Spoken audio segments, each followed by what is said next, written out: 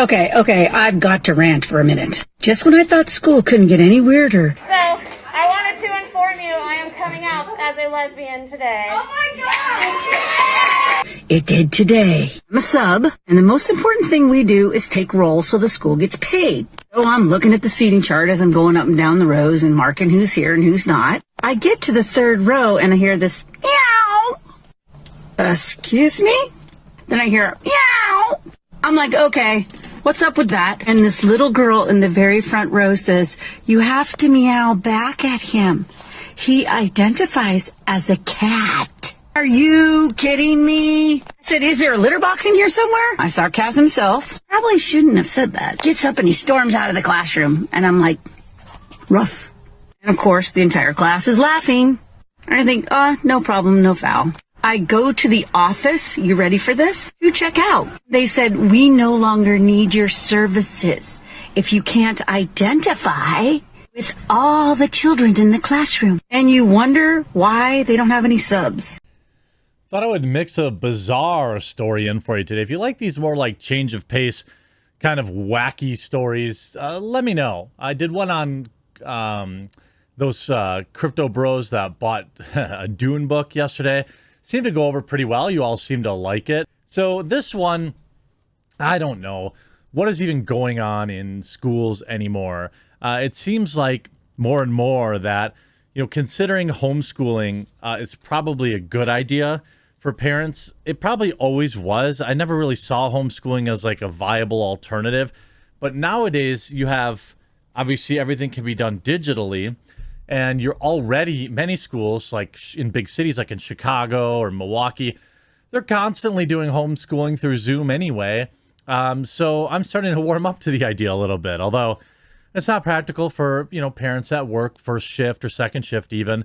And so public schools, are still required for the vast majority of the country. We see these public schools in areas like, California or Portland or whatever, where they're getting more and more woke. We've seen a lot of stuff around, CRT and all this other kind of stuff going on. And we saw it basically drive an election in Virginia. I've been a huge proponent of, hey, parents, where have you been the last 20 years? Yeah, I know, busy working or whatever. I get it. But why a lot of this stuff came to light was because of the lockdowns and the homeschooling. Parents suddenly were able to see, because they were working from home, their kids were working from home, and they were suddenly able to see some of what their teachers were teaching in school, and some of it was a little out there. Well, how about this teacher who now has been fired, according to her, for not, quote, meowing at a student that identified as a cat? That's correct. She was fired for not identifying or meowing at a kid that identified as a cat. Quote, we no longer need your services if you can't identify with all children in the classroom, the substitute teacher claims the school's office said.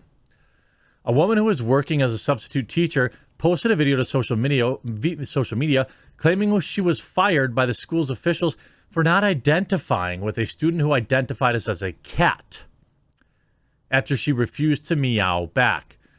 Okay, I've got to rant for a minute, the teacher says in a short TikTok video. I don't want teachers on TikTok. I don't want students on TikTok. I don't really want anyone on there. But anyway, so I'm always suspect. Let me just say this way. I'm always suspicious if the first time you hear about something, it's somebody posting, to social media about it. That doesn't mean it's fabricated in any way, shape, or form, but it does just raise the spidey sense a little bit. That's all I'm saying. Just when I thought school couldn't get any weirder, it did today. I'm a substitute, and the most important thing we do is take roll.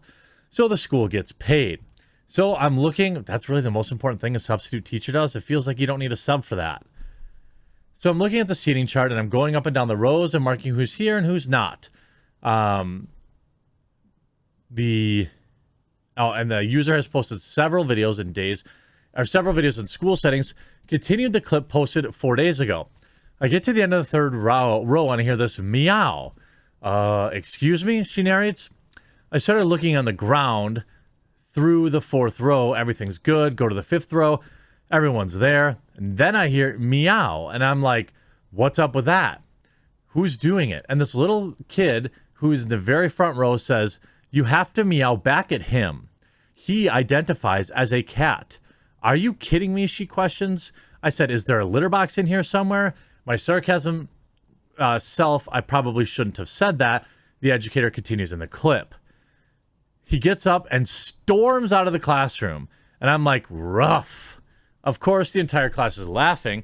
I think, oh, no problem. No problem, no foul. I go to the office. And are you ready for this? They said, we no longer need your services if you can't identify with all the children in the classroom. And you wonder why they don't have any subs, the teacher exclaims on the video. I told the lady, I said, I didn't know cats were considered people. I thought they were pets. Another school off my list. The teacher concluded the video that's captioned a typical day of substituting. You can't make this up. Well, excuse me. I assume that this is a younger student. I would assume. And maybe they have some sort of mental illness or something. Or it's a coping mechanism for them. At my absolute most woke, I would say, okay, why wasn't the substitute teacher told about this special circumstance? At least. Okay, at least. All right, I hear you groaning. But maybe there was like a real reason that this was being done. It was maybe the kid was dealing with, you know, social anxiety or something like that. I'm trying to be charitable here. What we don't know is what grade it was. And if it was, for example, you know, a high school student, because that would probably be a little different. Teachers out there are doing all sorts of crazy things like this one. Judge rules that it was no big deal that a teacher drove with her son in the trunk of her car to avoid catching the coof. Earlier this month, we brought you the story of Sarah Beam. She's a woman who, when her son caught it, drove him to a testing site in the trunk of her car to avoid catching it. Sarah Beam is a nincompoop who shouldn't be around kids. Side note, she's also a teacher. Since our original post, Beam was locked up and went before the judge. The judge ruled, meh, no big deal. Beam was charged with endangering, and I can't stress this enough, she did endanger a child, hers, or allegedly did. Even though she was caught with her son in the trunk of the car and admitted why, legally speaking, it's still allegedly. Doesn't matter. Judge Chris Morton ruled on Thursday that there's no probable cause for the charge that the child's hair being put in the trunk of her car and drove around. And there was also another example, who did this in class, who put the kid and locked the kid in some sort of box or something like that in class. The thing is, this is craziness. I think what a lot of this, with the pressures of, this new world that people keep trying to make us live, it's making people go crazy. But internet makes it more reportable. It may seem like people are crazier than ever, but also please remember that people are more accessible than ever. People's craziness is far more easy to document. So I remain faithful in humanity, even when literally every news article that I read tells me I'm crazy too. I hope you enjoyed this video. And before I leave, a quick shout out to an important sponsor for the channel, Meta PCs. If you're in the market for one, they're veteran owned, operated. They give my viewers a special discount. Awesome customer service. Check them out. Huge shout out to this video's sponsor, Meta PCs. Now, I know you're not going to run out and quick buy a brand new computer just because I ran this ad, but what I would hope is that you'll keep Meta PCs in mind for a variety of reasons and use my promo code, TheQuartering, to save big at checkout. Look, Meta PCs offers custom configurations. It has insane parts availability. They're one of the few people I see out there with the brand new NVIDIA 3090 in stock and shipping. When you buy from them, they offer you build photos as they work along. When you receive your PC, it's ready to go out of the box. It's 100% US-based sales and support. And one of my favorite things, it's a veteran-owned business. Meta PCs is veteran-owned.